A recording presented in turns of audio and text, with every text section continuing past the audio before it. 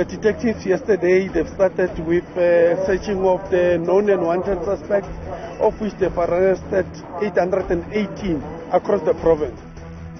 Lithande ukuphuncuka ezandleni ulwaphulo-mthetho kweli kwaye sithetha nje agente zomthetho nabasemagunyeni babila besoma mbombozone zeli kwilinge lokuqinisa amaphulo okuqubisana nale ngxaki. Uvule ityala lokubethwa Ugqirha Magudumana notyholwa ngokuba ubethiwe ngaphakathi kwiziko lezoluleko laseKroonstad eBloemfontein.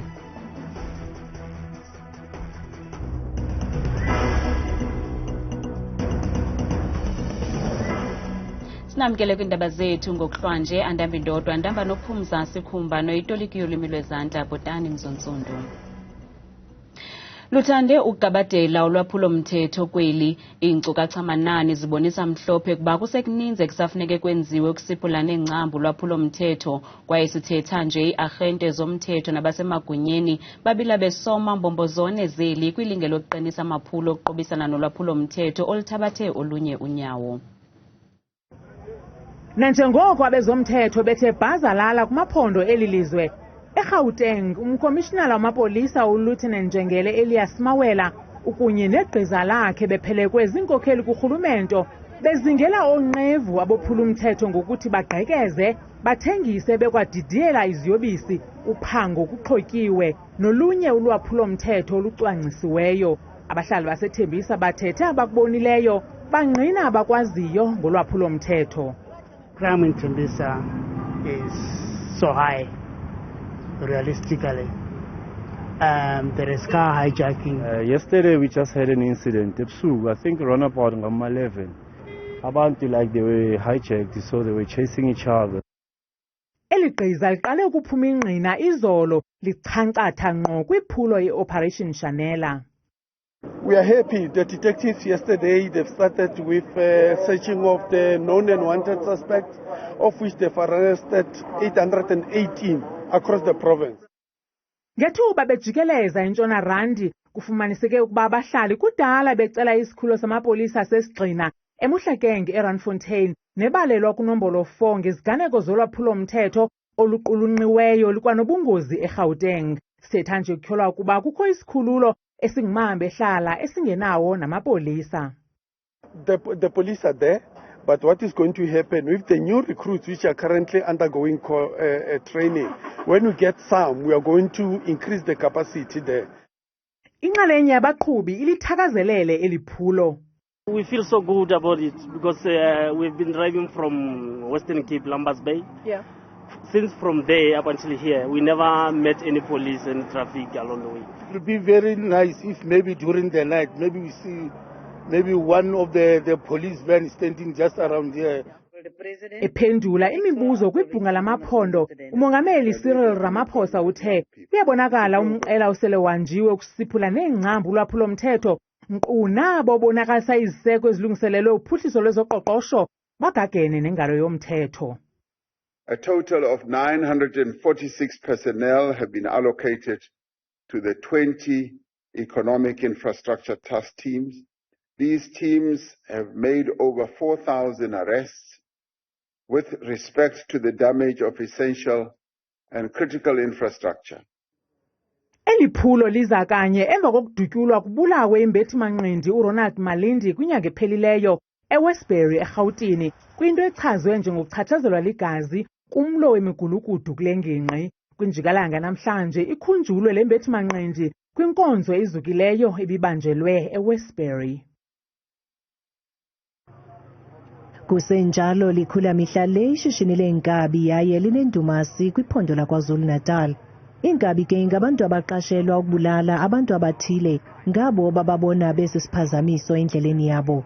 Nakubeni namanye amaphondo liqhuba ilishishini kodwa iphondo laKwaZulu-Natal kwiidolophu ezifana noNongoma, uMsinga, iBergville zezona ezinenani eliphezulu ngakumbi kwaNongoma. Intatheli ekwangumbhali umnumzana Nathi Oliphant utandalazisa iinkcukacha ngalo mkhwa. It's deep, it's inherent, the bloodbath starts years back. It morphed into different aspects, like your hitmen, tax industry is involved, political violence is involved, but mainly somebody somewhere found that there's a lucrative business, in the contract killing industry. There's also a lot of involvement of traditional healers, those who are aiding and abetting these crimes. These young men, they go to them for cleansing after a hit or for strengthening themselves, before a hit happens. Ngelixa iphondo laseGauteng nephondo laKwaZulu-Natal ephala phambili ngolwaphulo-mthetho lokuxhilwa kwabantu, iphondo laseNtshona Koloni libone ukuxhuma ngamandla kwamanani olwaphulo-mthetho lokuxhilwa kwabantu mvanje ngomyinge we-17%. Certainly, you can see this linkage between extortion and kidnapping, and it is indeed a worry. But the problem is we don't know the full extent of the data, and we don't know the full extent of the trend, because the data that appears within the quarterly crime stats and the annual crime stats, just is the kind of catch-all category for reported kidnapping, and most of this data relates to car hijacking. Ukanti amatyala amaninzi ayamene noluhlobo lolwaphulo-mthetho aphambi kwenkundla yaye baliqela abantu ekukholelwa ukuba ngabona bangongqondo-ngqondo. We may have arrested the right people. We have addressed some of the high flyers and groups that were involved in kidnappings, and they're behind bars. We had about 115 people that are behind bars for kidnapping. Kananjalo kwiphondo laseMntla Ntshona awalali buhlayo amafama njengoko esebelwa imfuyo nabathi yeyona nto baphila ngayo. We've got challenges like, people taking our things, and then when you get to the markets, also the prices are not that good, and we are not getting assistance from any police around here. Ukanti olwaphulo-mthetho linefuthe libi kwimveliso yokutya. Namhlanje umongameli uRamaphosa uphendule imibuzo kwibhunga lendlu yowiso-mthetho lamaphondo eKapa eNtshona Koloni. Amalungu alendlu aphakamise imiba edla umzi kweli loMzantsi Afrika, phakathi kwayo singakhankanyo wezoqoqosho, ukhuseleko nophuhliso lwamanina. Amalungu webhunga lendlu yowiso-mthetho lwamaphondo afuna ukwazi ngenzame urhulumente azenzayo ukulwa ulwaphulo-mthetho. Our police service is short-staffed, and to resolve this problem, we have said that we are going to recruit more. They've been recruited, they are being trained, and they are going to be brought into the field, so that we bring the levels of our police service members to a level that compares very well with our population numbers.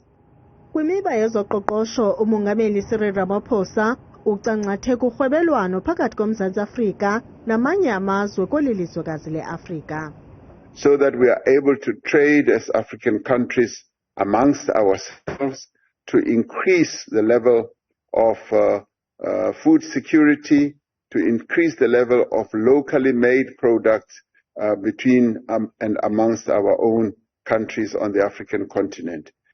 Uthe urhulumente wenze imitsi kuphuhlisa amanina kumacandelo awohlukeneyo.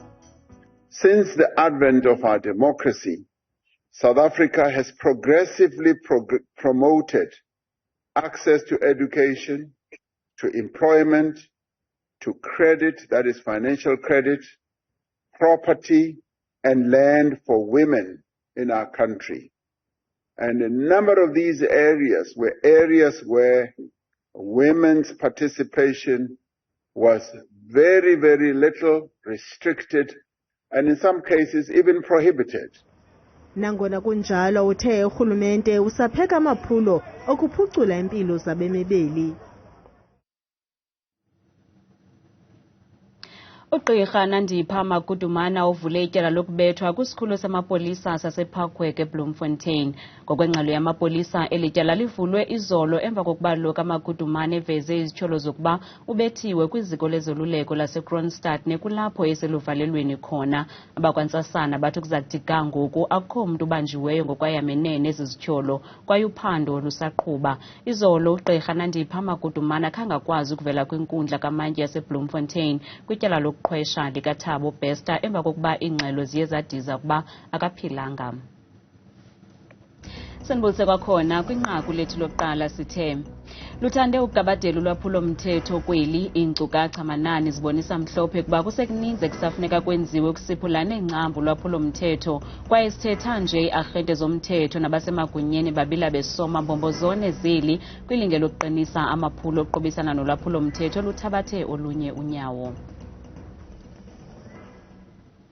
Kanti abantu bazityandigila ngeli nqaku kwikhasi lethu leWhatsApp.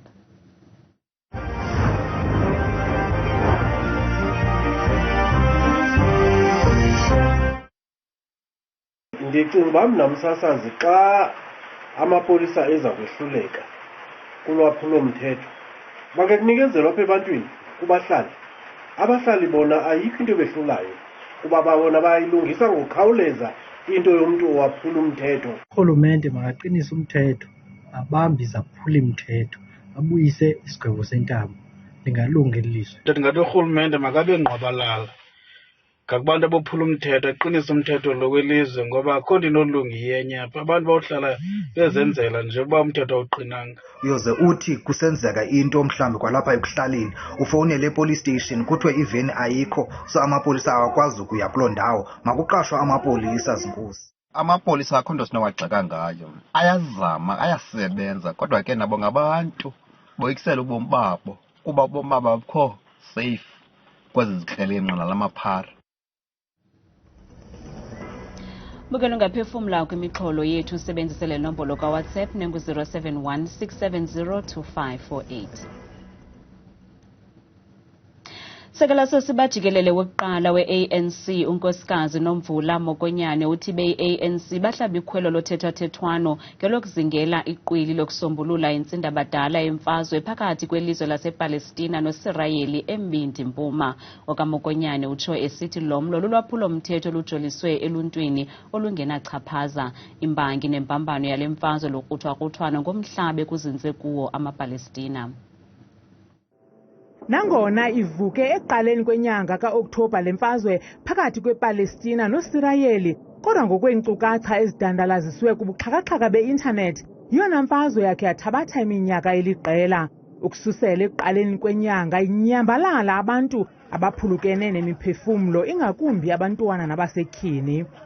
Usekela sosiba jikelele wokuqala we-ANC unkosikazi Nomvula Mokonyane egameni lalo mbutho uthi le mfazwe lulwaphulo-mthetho olujoliswe eluntwini olungenachaphaza. There's no justification for attacks on ordinary civilians. Hamas is not the authority of the people of Palestine. It's a group within Palestine. Israel, it's a state which through their authority they've declared war against the people of Palestine. We think it's a crime against humanity. Uhambise wathi wonke ubani makaphefumlelane kushukuxwe ichiza lenqolazwe phakathi kwalamazwe mabini. We still maintain that the work that has been done must continue of bringing everybody, as we have done before, bringing them to South Africa, going into the occupied territories, and interact and find a solution that will bring peace. Ulebele ngamazwi athi beyi-ANC abachasananga konke namaJuda, nto nje abafuni ukubona naliphi ilizwe lithubeleza kubunzima uMzantsi Afrika owajongana nabo ngamaxesha engcinezelo. Umphathiswa wezemfundo eMpumalanga uMnumzana Bonakele Majuba uthi isebe lakhe lizilungele iimviwo zokuphela konyaka zebanga le-10 ukwathi ukhuseleko luliqilima kumaziko okuchophela ezimviwo uqinisekisa ukuba akho bafundi bakopayo njengakunyaka opheleyo eBushbuck Ridge. Uthethe oku kutyelelo lwakhe kwesinye sezikolo ngaphandle kwaseMbombela namhlanje.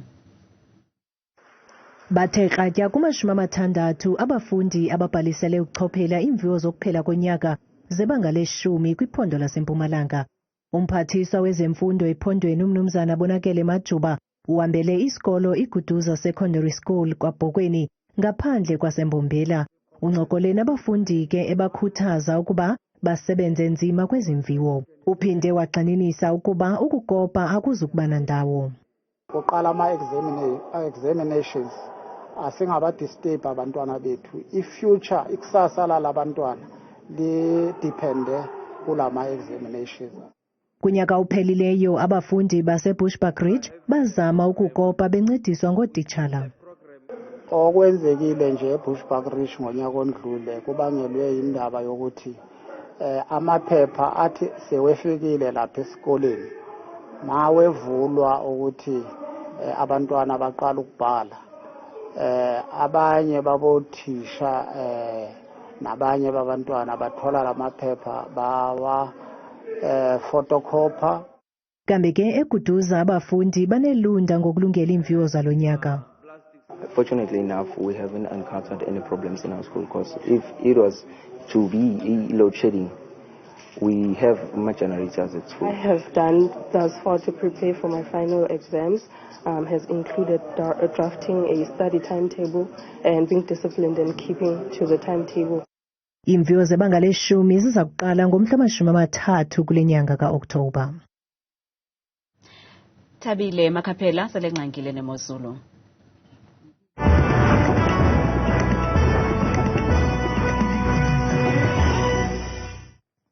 Koske madikela apho kwidesika yeendaba ndiyakubulisa mbukeli wam ekhaya ndikwamkela kaloku kule yam idesika yeMozulu. Mna ke igama lam ndinguthabile uMamthembu uMamvelase uqhudeni ungoza phayako Makhaphela kokubanzi bethuna yenjenje ke iMozulu masiqwalasele kaloku kokuqala ngqa ngoba kuMzantsi Afrika kuphela njengapha kaloku phezulu koothabazimbi ngo-20 degrees xa bevuka phaya ekuseni kanti ke noko mbukeli iguquke laa Mozulu ifikele ke ku-30 ekhatshwa sisiqheli kanti napha kobumusela satshisa kwasekuseni futhi ngo-22 degrees ofudumele kakhulu mbukeli masithi cujoke kaloku phaa kwelaa phondo laphaya empuma koloni ko-Alvani kuyabanda phaa bevuka futhi ngaso kaloku esasithandathu kanti noko ibe ntle laa Mozulu phaya ke emini ngo-22 degrees kanti ke mbukelo lapha ekhaya bona benjenje phaya eFree State njengapha kaloku eSasolburg ngo-13 degrees phaa xa bevuka kanti mbukelo ihambe kanti noko ibe ntle laa Mozulu ngamashumi anaso kaloku futhi nesithoba kanti sophole kamandi nje lonke elaa phondo kanti nantso ke imeko phaya ephondweni lentshona koloni njengapha kaloku ko-Fredendal ku-11 degrees phaa xesha lasekuseni kanti noko ke mbukelo isayensi incomeka futhi laa Mozulu ngamashumi nje khatsho kaloku sisine ngokuqhubeka kwabo ke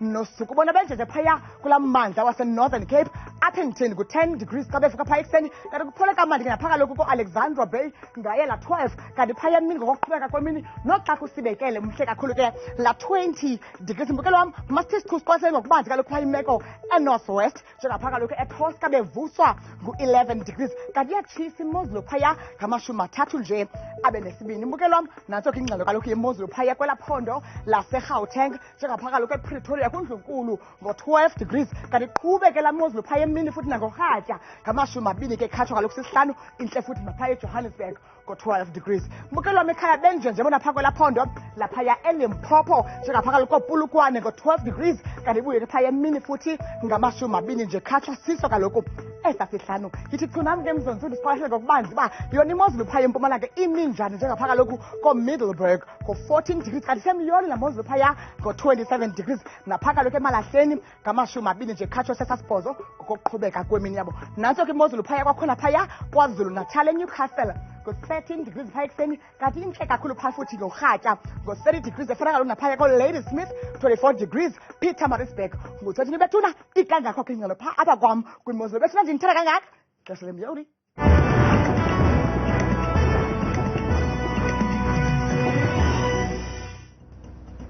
kamnandi mawethu.